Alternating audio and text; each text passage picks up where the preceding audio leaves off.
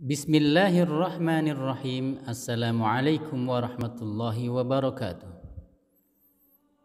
Akhbarana Ismail ibn Ayyash haddathani Tha'labah ibn Muslim al-Khath'ami an Ayyuba ibn Bashir ibn al-Ijli an Shufay ibn Mati' al-Asbahi an Rasulillah sallallahu alaihi wasallam qala Arba'atun yu'dhuna ahlan nari ala ma bihim minal adha yas'auna bainal jahimi wal hamim yad'una bil waili was subur. Telah mengabarkan kepada kami Ismail ibnu Ayyash dari Tha'labah ibnu Muslim al-Khath'ami dari Ayyub ibn Bashir al-Ijli dari Shufay ibnu Mati' dari Rasulullah sallallahu alaihi wasallam, beliau bersabda,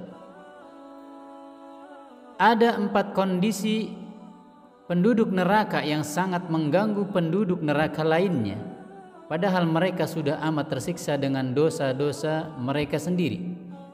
4 golongan itu berlari-lari kecil antara al-jahim dan al-hamim sambil berteriak, celakalah kami, binasalah kami.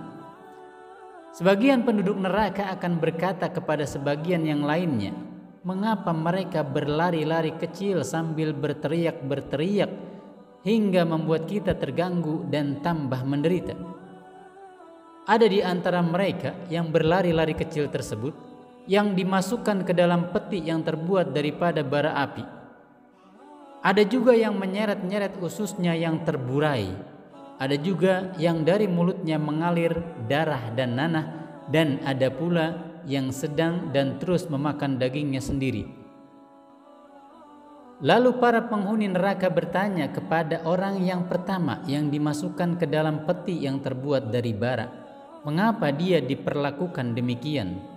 Orang tersebut menjawab, aku mati, meninggal dunia dalam keadaan memiliki begitu banyak beban tanggungan karena banyak harta orang-orang yang aku tipu dan aku belum sempat menggantinya. Lalu ditanyakan kepada orang yang kedua yang menyeret-nyeret ususnya. Ia pun menjawab, aku dulu mengabaikan percikan air kencingku yang mengenai pakaianku saat buang air kecil. Kemudian ditanyakan kepada orang yang ketiga akan sebab dari siksaannya. Ia pun menjawab, aku dulu terbiasa mengucapkan kata-kata kotor, maaf juga kata-kata mesum. Lalu aku menyebarkannya dan sungguh aku menikmati pengucapannya. Dan ditanyakan kepada orang yang terakhir mengapa ia disiksa dengan memakan dagingnya sendiri. Maka ia pun menjawab, aku dulu gemar menggibah orang dan mengadu domba mereka. Mengenai status derajat hadis ini, Al-Imam Al-Mundhiri di dalam At-Targhib wa Tarhib berkomentar, Rawahu Ibnu Abi Dunya fi Kitabis Samti wa Kitabi Dhammil Ghaibah wa Tabarani fi Al-Kabir bi isnadin layyinin wa Abu Nuaim wa qala Shufay ibn Mati' mukhtalafun fihi faqila lahu suhbah.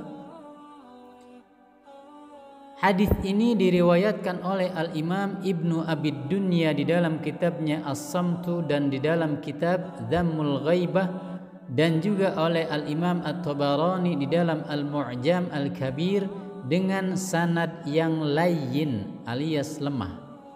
Serta Al-Imam Abu Nuaim, dan beliau berkata perawinya bernama Shufay ibnu Mati' adalah orang yang diperselisihkan oleh para ahli hadis apakah ia termasuk sahabat atau tabi'in. Ada yang mengatakan ia adalah termasuk golongan sahabat. Sedangkan Al-Imam Al-Iraqi di dalam Takhrij Ahadits Al-Ihya, beliau berkomentar, Rawahu Ibnu Abi Dunya min hadits Shufay ibnu Mati' wa ikhtulifa fi suhbatihi fadzakarahu Abu Nuaim fi sahabah. وذكره البخاري وابن حبان في التابعين والراوي عنه بشير ابن أيوب العجلي وثقه ابن حبان وجهله الذهبي. Hadis ini diriwayatkan oleh Al-Imam Ibnu Abi Dunya melalui Syufai ibnu Mati' dan beliau diperselisihkan status sahabatnya dengan Nabi, persahabatannya dengan Nabi. Al-Imam Abu Nu'aim pernah menyebutkannya sebagai bagian daripada sahabat, sedangkan Al-Imam Al-Bukhari dan Al-Imam Ibnu Hibban menyebutnya sebagai bagian daripada kalangan tabi'in. Sedangkan Bashir Ibnu Ayyub Al-Ijli direkomendasikan atau dipercaya oleh Al-Imam Ibnu Hibban dan dinyatakan majhul atau tidak dikenal oleh Al-Imam Adz-Dzahabi. Al-Imam At-Tabarani dan Ibnul Athir juga menyatakan bahwa Syufai ibnu Mati' diperselisihkan status sahabatnya, apakah dia termasuk sahabat atau tabi'in. Maka teman-teman sekalian, wallahu ta'ala a'lam bissawab, hadis ini adalah hadis yang mursal, yang mana hadis mursal adalah masuk kategori hadis yang lemah.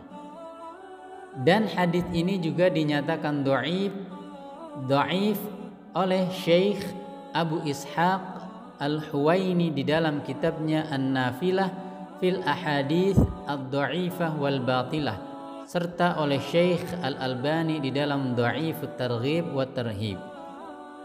Dan hadis ini diriwayatkan oleh banyak imam, di antaranya oleh Al-Imam Ibnu Mubarak di dalam kitabnya Az-Zuhud, Al-Imam Nu'aim ibn Hammad atau Hamad dalam kitabnya Zawaiduz Zuhud jilid kedua halaman 94, Al-Imam Abu Nu'aim di dalam kitabnya Hilyatul Awliya jilid kelima halaman 167, Al-Imam At-Tabarani di dalam Al-Mu'jam Al-Kabir 7226, serta yang terakhir oleh Al-Imam Ibnul Athir di dalam Asadul Ghabah jilid kedua halaman 399 sampai halaman 400.